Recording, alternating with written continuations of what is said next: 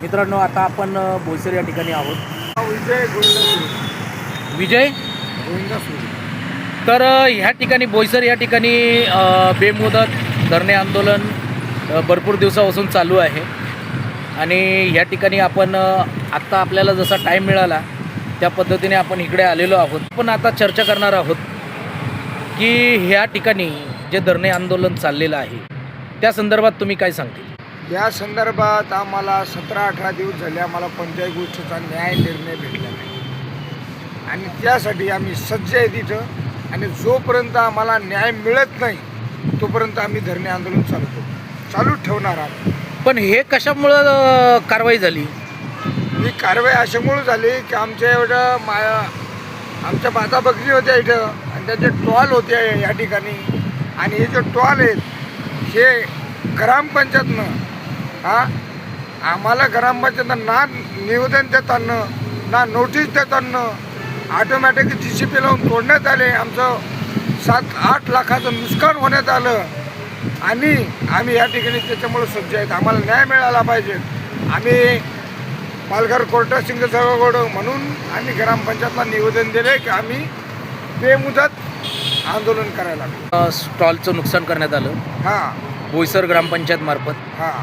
त्यांनी तुम्हाला नोटीस वगैरे काय दिली होती का? काहीच नाही दिली त्यांनी रातच्या 12 वाजता सकाळी तोडायला सुरुवात केली. साहेब नोटीस दिली होती? नोटीस 2 दिवसाच्या अगोदर दिली असती तर आम्ही आमची तयारी केली असती.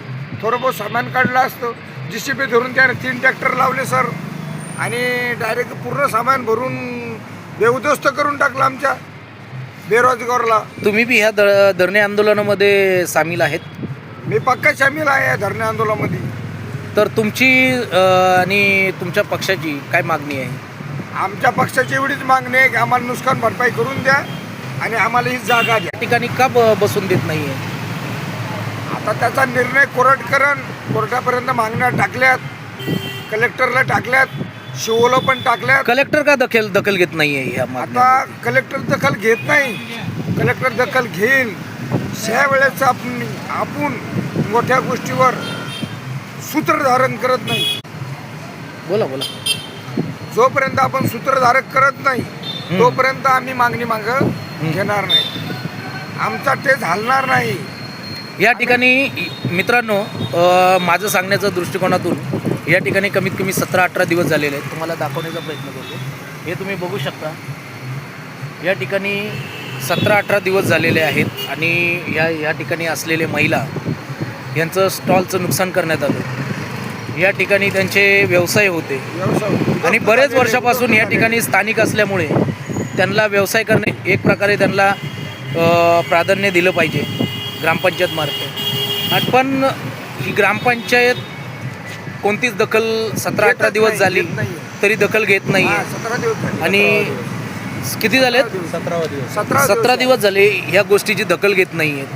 आणि या ठिकाणी दखल न घेतल्यामुळे कुठे ना कुठे तरी भावना दुखावल्या जात आहेत असं मला वाटतं. साहेब या ठिकाणी कोणत्या तरी ठिकाणी जातीवाद निर्माण होतोय. मग हे असं कोण करतंय? असं कोण वाटतंय? काय वाटतंय तुम्हाला? जातीवादामधून कोणत्या तुमच्या मला सांगा, तुमच्या प्रमुख मागण्या काय आहेत? आमच्या प्रमुख मागण्या आहेत मोजून घ्या तुम्ही. आम्ही मागं टाकून दिल्यात. नाही, तुम्ही सांगा मला. तुमच्या तोंडाने मला ऐकायचंय की काय प्रमुख मागण्या आहेत. तोंडाना तुम्हाला ऐकायचंय आणि बॅनरवर बी लिहिलेल्याच आमच्या मागण्या.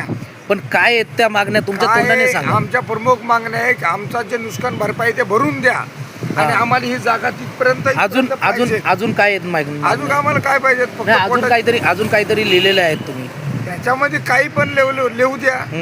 कोणाला निलंबित करण्याचा अधिकार काही लिहिलं असेल, परंतु तुम्ही ते काय लिहिलंय ते आम्हाला त्या गोष्टी तुम्हाला पूर्ण न्याय मिळाला पाहिजे. याच्यामुळं की आम्हाला आमचे नुकसान भरपाई करून द्या. आम्हाला ही जागा उपलब्ध करून द्या. आमचा एवढा मोठा संघर्ष आहे. आता मला सांगा, हे शासन जे आहे हे शासनाच्या माध्यमातून तुमची का दखल घेतली जात नाही? आता शासन आहे, ग्रामपंचायत त्यांची आहे आणि ग्रामपंचायत त्याची असल्यामुळं आपली दखल का घेत नाही ती त्यांना समजायला पाहिजेत. तरी आम्ही शिवसाहेबाला लेटर दिलं, कलेक्टरला लेटर दिलं. आज आठवले साहेबाला येऊन भेटलेत ते महिला मंडळ आमचं. मग याच्यामध्ये काय निष्पन्न काय झालं? निष्पन्न काय, आता उद्याच्या परवा दिवशी बोललेत ते की उद्या का परवा दिवशी तुमचा निर्णय करू आणि ह्या निर्णयावर तुम्हाला काय नाही तर तोडगा देऊ. त्यामुळं आम्ही शांत आहेत. आम्हाला काय, जोपर्यंत आम्हाला निर्णय देत नाही तोपर्यंत आम्ही शांत बसत नाही. आंदोलन चालूच राहील. कोणाच्या नेतृत्वामध्ये हे आंदोलन चालू आहे? प्रकाश आंबेडकर. तर ह्यांच्या नेतृत्वामध्ये या ठिकाणी धरणे आंदोलन चालू आहे. आणि माझी बी आशा आहे की आपल्या मराठी माणसांना, स्थानिक माणसांना, बेरोजगारांना कामधंदे आणि व्यवसायाच्या माध्यमातून कुठेतरी कमवण्यासाठी जागा उपलब्ध झाली पाहिजे. आणि जागा उपलब्ध होत असताना कोणावरती अन्याय झाला नाही पाहिजे. काही गोष्टी आहेत, प्रशासनाला बी विनंती आहे की ह्या गोष्टीची लवकर गंभीर दखल घेण्यात यावी आणि काय आहे तो तोडगा काढून या लोकांना बी न्याय मिळवून देण्याचं काम करण्यात यावं. समाजामध्ये आता बोईसरमध्ये एवढे स्थानिक बघायला जर गेलं तर फार कमी प्रमाणात आहेत. किती प्रमाणात इथे आपले स्थानिक लोक कामं करतात, व्यवसाय? या ठिकाणी आमच्या कमसे कम आमच्या इथं 12 गाड्या होत्या टॉल. बोईसरमध्ये किती स्थानिक लोकांचे काम सध्या व्यवसाय चालू आहे? सध्या किती टक्के असतील? 75% धरून द्या. आपले स्थानिक लोक कामं करतात, व्यवसाय. स्थानिक व्यवसाय करणारे फक्त व्यवसाय करणारे 20% 10%. 10% फक्त. आणि 75% कुठली लोक आहेत काम करणारी? 75% बंदे भैया आहेत. कोणत्या राज्यातून आलेली आहेत? राज्यातले कोणी तामिळनाडू, कर्नाटक, जपान भैया होते. तामिळनाडू कोणी आलेले, पण आपल्या त्यांना प्राधान्य मिळतं, पण आपल्या मराठी माणसांना या ठिकाणी प्राधान्य मिळत नाही. साहेब ऐका, बोला. आता ते मीडियावाले आहेत म्हणून तुम्हाला सांगतो, जर हे तोडले. मीडियावाला नाही, मी एक युट्यूबर. ऐका ना थांबा, मी तुम्हाला सांगतो, मी माझी स्पष्ट भूमिका मांडतो.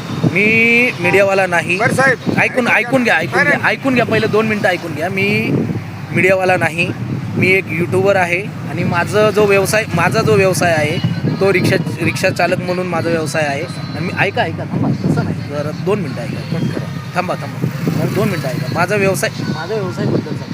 माझं यूट्यूबचा चॅनल आहे, तो रिक्षाच रिलेटेड चॅनल आहे. आणि मी पहिलं गोष्ट तर मी स्थानिकांना प्राधान्य देत असतो माझ्या यूट्यूब चॅनलवरती. आणि हे प्राधान्य देत असताना आपल्या स्थानिक लोकांवरती कोणता अत्याचार झाला नाही पाहिजे, कोणत्या गोष्टीतून नुकसान झालं नाही पाहिजे, आपल्या स्थानिक लोकांना पहिलं प्राधान्य मिळालं पाहिजे. ह्या भावनातून मी हा व्हिडिओ आज रेकॉर्ड करत आहे. आणि हा रेकॉर्ड करत असताना माझी स्पष्ट भूमिका आहे की आपल्या स्थानिक लोकांवरती, आपल्या महिलांवरती, आपल्या स्थानिक महिलांवरती कसला अन्याय झाला नाही पाहिजे. प्रशासन कुठेतरी ह्या गोष्टीवरती ताबडतोब निर्णय करून काही ना काहीतरी तोडगा काढून ह्या गोष्टीचं पायमल्ली केली पाहिजे असं मला वाटतं. तर तुम्हाला काय वाटतं की तुम्हाला न्याय मिळाला पाहिजे? आम्हाला 100% न्याय भेटल्याशिवाय आम्ही आंदोलन खतमच करणार नाही. हे आंदोलन जारीच ठेवू आपण, भले किती दिवस लागले तरी पण पाणी जर पडला तरी पण आम्ही आंदोलन कायमच ठेवू. आम्हाला न्याय भेटल्याशिवाय आम्ही मागे हटणार नाही हटणार. प्रशासनाला बी विनंती आहे. प्रशासनाला आम्ही विनंती केली, पण प्रशासनाला 17 दिवस झाले, आज प्रशासनाने आमची कोणती दखल घेतलीच नाही. तर मी प्रशासनाला एक विनंती करील, माझा यूट्यूब चॅनलच्या माध्यमातून लवकरात लवकर या लोकांचा तोडगा काढण्यात यावा, या लोकांना कुठेतरी न्याय मिळावा अशी अपेक्षा एक मराठी माणसाकडून आपल्यापर्यंत पोहोचवण्याचं काम मी करत आहे. आणि स्थानिक प्रशासनाने सुद्धा या गोष्टीवरती गांभीर्याने दखल घेऊन यांच्याबरोबर चर्चा करून ह्यांच्या काही मागण्या असतील त्या पूर्ण करून यांना सहकार्य करण्याचं काम केलं पाहिजे, हीच अपेक्षा माझ्याकडून आहे. आणि ह्याच ठिकाणी आपण या ठिकाणी व्हिडिओ थांबून जो काही निर्णय असेल तो निर्णय ह्यांच्यापर्यंत देण्याचं काम प्रशासनाने करावं. ह्याच ठिकाणी आपण व्हिडिओ थांबूया. आवडला असेल तर लाईक, शेअर आणि सबस्क्राईब करायला विसरू नका. मराठी माणसांना पहिलं आपल्या यूट्यूब चॅनलवरती प्राधान्य असणार आहे. जय हिंद, जय महाराष्ट्र, जय भीम.